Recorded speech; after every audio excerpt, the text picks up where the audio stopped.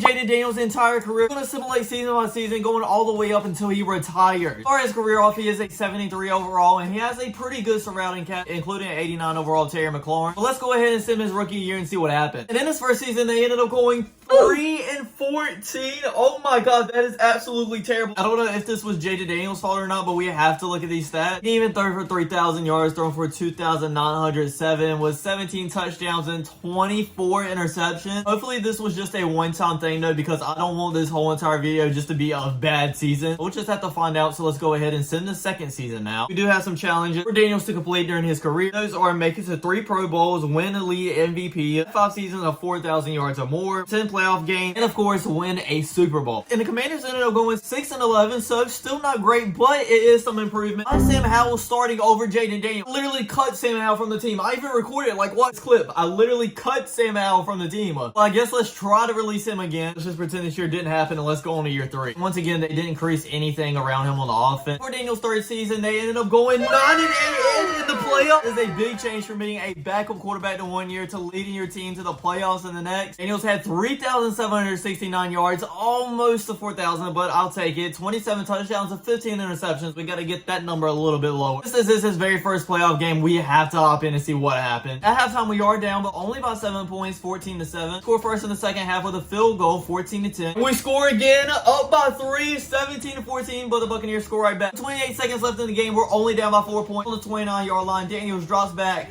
Looks to pass, you have to throw it. He throws it deep downfield, going for everything right here, and it's incomplete. 15 seconds left. Throws it, and it's incomplete again. Throws it deep downfield again. 3, 2, and it's out of bounds. 2 seconds, only 1 play left on the 30-yard line. Daniels just lost one up and it's incomplete. We lost this game. Again, like I said last season, we are seeing some improvement. That's mainly what I want to see every single year. Maybe we'll actually win a playoff game next season. We went 8-9, so it was worse than last season, but only 1 game. This year we weren't even close to making it to the playoffs. And Daniels kind of have a slump year with only 3,000 passing yards, 21 touchdowns to 12 interceptions. You really have to get that interception number down. It's been hot just about every single year. But sometime during the season, Jaden Daniels finally got to win an 80 overall. Now this offseason is where it gets very interesting, because this was the last year on his rookie contract. They either have to pick up his 5th year option, extend him to a longer contract, or we're going somewhere else. Time to find out what happened, and Jaden Daniels is still in the Commanders roster. A 3-year extension with the team. He'll be with them through at least the 2030 season. Hopefully he does better this contract than he did the last. I'm not so sure about that, because this organization didn't go to give him help any once again. We start off the exact same as our other contract, going 4-13 this season. How do we go from 9-8